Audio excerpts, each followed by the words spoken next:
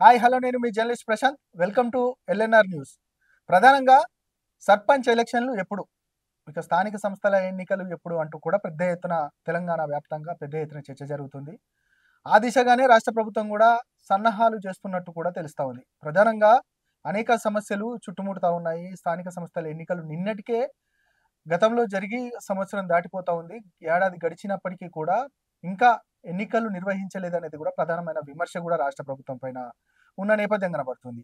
ఇక మనం చూసినట్టయితే దానిలో ప్రధానంగా ఇప్పటికే సంవత్సరం గడిచిపోయింది కాబట్టి స్థానిక సంస్థల ఎన్నికలు అంటే సర్పంచి ఎప్పుడైతే గ్రామ పంచాయతీకి సంబంధించిన సర్పంచి వీటన్నిటికి సంబంధించిన వారు ఉంటారో అప్పుడే కేంద్ర ప్రభుత్వం కూడా నిధులు కూడా జారీ చేయడానికి ఎక్కువ ఆస్కారం ఉంటుంది. ఇప్పటికే సంవత్సరం పాటుగా కూడా కేంద్రం నిధులు విడుదల చేయలేదనేది కూడా ప్రధానమైన చర్చ. దానికి సంబంధించి ఇక ఇప్పటికే గ్రామ పరిపాలన కూడా కుంటుపడింది అనేది కూడా మనం చూస్తా ఉన్నాం. గ్రామాలలో ఇక్కడ సమస్యలు అక్కడే ఉన్న నేపథ్యం కనబడతా ఉంది. వీటన్నిటిని ఎదుర్కోవడానికి రాష్ట్ర ప్రభుత్వం సన్నాహాలు చేస్తా ఉంది. ఎప్పుడు సర్పంచ్ ఎన్నికలు పెట్టాలి, స్థానిక సంస్థల ఎన్నికలు పెట్టాలనేది కూడా ప్రధానంగా వారు చర్చిస్తా ఉన్నారు. మార్చి 21 లోపు ఖచ్చితంగా ఈ ఎన్నికలు నిర్వహించాలనేది కూడా రాష్ట్ర ప్రభుత్వం ఆలోచిస్తున్నట్టు తెలుస్తా ఉంది. ఇక మార్చిలో ఎగ్జామ్స్ కూడా ఉంటాయి. 10th ఇంటర్మీడియట్ ఎగ్జామ్స్ కూడా మార్చి 21 లోపు అంటే మార్చి 21 నుండి 10th క్లాస్ ఎగ్జామ్ ఉన్నట్టున్నాయి. అదేవిధంగా మార్చి ఫస్ట్ వీక్లోనే ఈ ఇంటర్మీడియట్ ఎగ్జామ్స్ కూడా మొదలవుతున్న నేపథ్యంలో ఇక అప్పుడు ఎలక్షన్స్ మొదలు పెడితే ఇంటర్మీడియట్ లో ఉన్న యువకులు కూడా ఇటు ఎలక్షన్స్కి అట్రాక్ట్ అవుతారు. కొంత స్టడీకి డిస్టర్బ్ అవుతుంది అనేది కూడా ఇప్పుడు రాష్ట్ర ప్రభుత్వం ఆలోచిస్తూ ఉంది. దాంతోపాటు మనం ఇంకో అనేక సమస్యలు చూసినట్టయితే ఇప్పటికే సర్పంచి సంబంధించిన గతంలో బీఆర్ఎస్ హయాంలో ఉన్నప్పుడు పెండింగ్ బిల్లులే 1300 కోట్లు, దాదాపు 1000 కోట్లకు పైగా 1000 కోట్లకు పైగా ఈ యొక్క పెండింగ్ బిల్లులు ఉన్న నేపథ్యం కనబడుతుంది. ఇప్పటికీ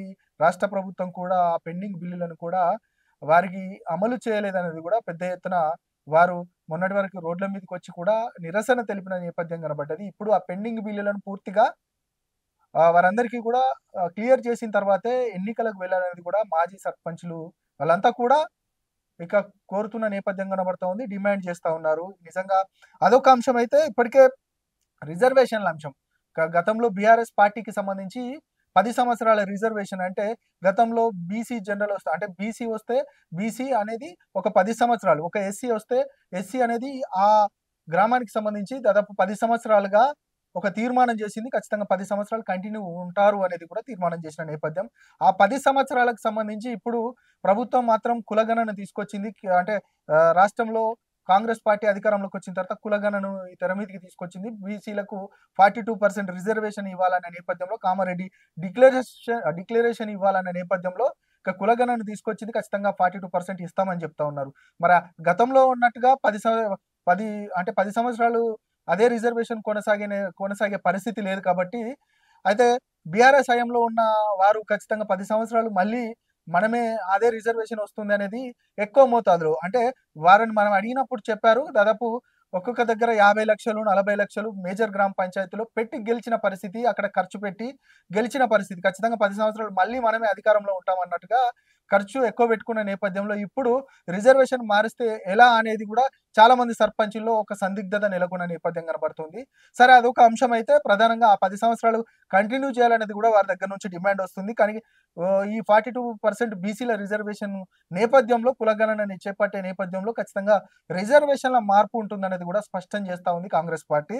దాంతోపాటు ఇటు అంటే ఇదే అంశానికి సంబంధించి 10 సంవత్సరాలు ఉంటే మాత్రం బీసీ సంఘాలు కూడా ప్రధానంగా వ్యతిరేకిస్తున్న సందర్భం కనబడుతుంది. ఎందుకంటే ఈ రిజర్వేషన్ 42% రిజర్వేషన్ పెంచడం వల్ల బీసీలకు ఎక్కువగా ప్రాధాన్యత ఉంటుందనేది కూడా వాళ్ళు చెప్తున్న నేపథ్యం కనబడుతుంది. దాంతోపాటు ప్రధానంగా వర్గీకరణ అంశం, ఎస్సీ వర్గీకరణకు సంబంధించి పెద్ద ఎత్తున దాదాపు సుప్రీంకోర్టు యొక్క తీర్పు తర్వాత ఇక ఎస్సీలలో చీలిక వచ్చిన నేపథ్యం కనబడి ఇప్పటికే వర్గీకరణ డిమాండ్ పెద్ద ఎత్తున తెర మీదకి వచ్చింది. ఉద్యోగాలలోనే మొన్న జరిగిన ఉద్యోగాలలోనే ఖచ్చితంగా వర్గీకరణ అమలు చేయాలనేది కూడా ఇటు ఎంఆర్పిఎస్ డిమాండ్ చేసిన నేపథ్యంలో అక్కడ మాకు అన్యాయం జరిగింది. ఇప్పుడు కనీసం స్థానిక సంస్థల ఎన్నికలలో కూడా ఖచ్చితంగా మాకు ఈ రిజర్వేషన్ అంటే వర్గీకరణ ఒకవేళ ఇంప్లిమెంటేషన్ చేయకపోతే ఇంకా పూర్తిగా అన్యాయం జరిగే అవకాశం ఉంటుందనేది కూడా వారు కూడా వర్గీకరణ తర్వాతే ఈ యొక్క స్థానిక సంస్థల ఎన్నికలు పెట్టాలనేది కూడా వారు డిమాండ్ చేస్తా ఉన్నారు. ఇదొక అంశం అయితే మరొక వైపు కులగణనకు సంబంధించి ప్రధానంగా బీసీలు ఇంతకుముందు చెప్పుకున్నట్టుగా బీసీలు ఖచ్చితంగా కులగణన చేసిన తర్వాతే చేయాలనేది కూడా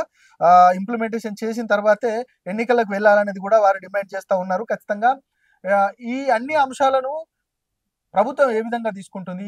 ఇదొక ప్రభుత్వం ముందున్న ఒక పెద్ద టాస్క్‌గా చెప్పొచ్చు. ఖచ్చితంగా ఇటు పిల్లలకి ఎగ్జామ్స్ నడుస్తా ఉన్న నేపథ్యం నడుస్తాయి. అప్పటి వరకి పిల్లలు కూడా డిస్టర్బ్ అవుతున్న నేపథ్యం కనబడుతుంది. మరొక వైపు ఈ అన్ని అంశాలను ఎట్లా ఖచ్చితంగా డిఫెండ్ చేస్తూ ఖచ్చితంగా ఎన్నికలు ఏ విధంగా నిర్వహిస్తుందనేది కూడా పెద్ద ఎత్తున ఇటు ప్రభుత్వం చర్చకొస్తున్న నేపథ్యంలో మరొక వైపు ఇటు 5న రాష్ట్ర క్యాబినెట్ కూడా నిర్ణయం అంటే ఆ క్యాబినెట్ నిర్ణయం ఏ విధంగా తీసుకుంటుందనేది కూడా ప్రధానంగా ఉత్కంఠ నెలకొంది. ఆ క్యాబినెట్‌లో ప్రధానంగా ఇవే అంశాలు. పంచాయతీ ఎన్నికలు, ఆ తర్వాత కులగణనకు సంబంధించి ఈ 2 అంశాలు ప్రధానంగా ఉండబోతున్నాయి. ఆ తర్వాత 7న ఖచ్చితంగా ఈ అసెంబ్లీ ఉండబోతుంది. ఈ తీర్మానాలకు సంబంధించి 7న అసెంబ్లీ ఉండబోతుందనేది కూడా మనకు తెలుస్తున్న అంశం.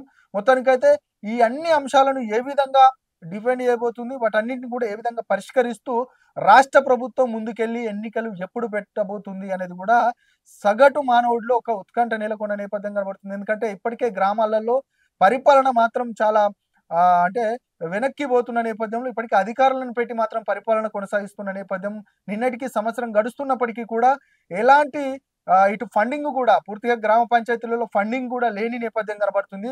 నిజంగా వీటన్నిటిని కూడా ఏ విధంగా పరిష్కరిస్తూ ఎన్నికలు ఏ విధంగా నిర్వహిస్తుంది అనేది కూడా ప్రభుత్వం ముందున్న పెద్ద సవాలుగా చెప్పొచ్చు. ఇక రాష్ట్ర ప్రభుత్వానికి సంబంధించి ఇక ప్లస్‌లు, మైనస్ చూద్దాం. ఒకవేళ ఎన్నికలు నిర్వహిస్తే ఖచ్చితంగా మమ్మల్ని ఖచ్చితంగా ప్రజలు ఆదరిస్తారు ఖచ్చితంగా అనేది రాష్ట్ర ప్రభుత్వం ఆలోచిస్తుంది. ప్రధానంగా రైతు భరోసా ఒకటి, రెండోది రుణమాఫీ. 2,00,000 రుణమాఫీ ఖచ్చితంగా మాకు కలిసొచ్చే అంశం.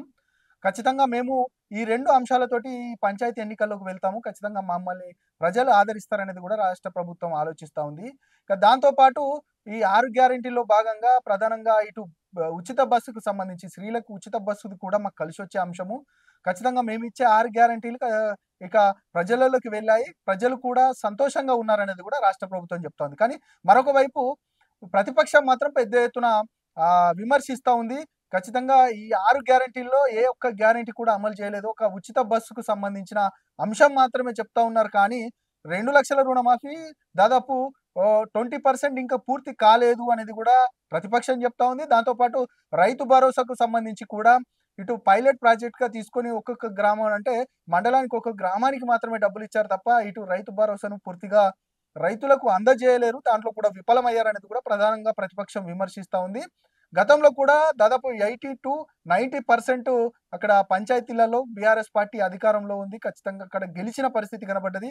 వారందరూ కూడా స్థానికంగా మాకందరూ కూడా సహకరిస్తారు. ఖచ్చితంగా ఇటు అంటే కాంగ్రెస్ పార్టీ చేస్తున్న ఈ 6 గ్యారంటీలను అమలు చేయడంలో విఫలమైంది కాబట్టి ఖచ్చితంగా మాకే ఓట్లు వేస్తారు అనేది కూడా ప్రధానంగా బీఆర్ఎస్ చెప్తా ఉంది. మొత్తానికైతే ఈ 2 అంశాలు ఒకవైపు ఇటు విమర్శ, అటు ఒకవైపు ఖచ్చితంగా ప్రజలు సానుకూలంగా ఉన్నారన్న కాంగ్రెస్ పార్టీది వింటారా ప్రజలు? లేదు బీఆర్ఎస్ పార్టీది వింటారా అనేది కూడా ఒకంత ఉత్కంఠగా మారింది. మొత్తానికైతే చూద్దాం మరి ఏ విధంగా ప్రజలు ఎటు మొగ్గు చూపుతారు? నిజంగా ఈ సవాళ్ళన్నిటిని కాంగ్రెస్ పార్టీ ఏ విధంగా పరిష్కరిస్తుంది? అదేవిధంగా నిజంగా ఈ యొక్క అంటే ఆరోపణలు చేస్తున్నట్టు ఖచ్చితంగా బీఆర్ఎస్ పార్టీకి సంబంధించి 6 గ్యారంటీలను అమలు చేయడంలో కాంగ్రెస్ పార్టీ విఫలమైంది అనే ఖచ్చితంగా ఆ అంశాన్ని పూర్తిగా ప్రజలు మొత్తానికైతే వేచి చూడాల్సిన అంశంగా చెప్పొచ్చు.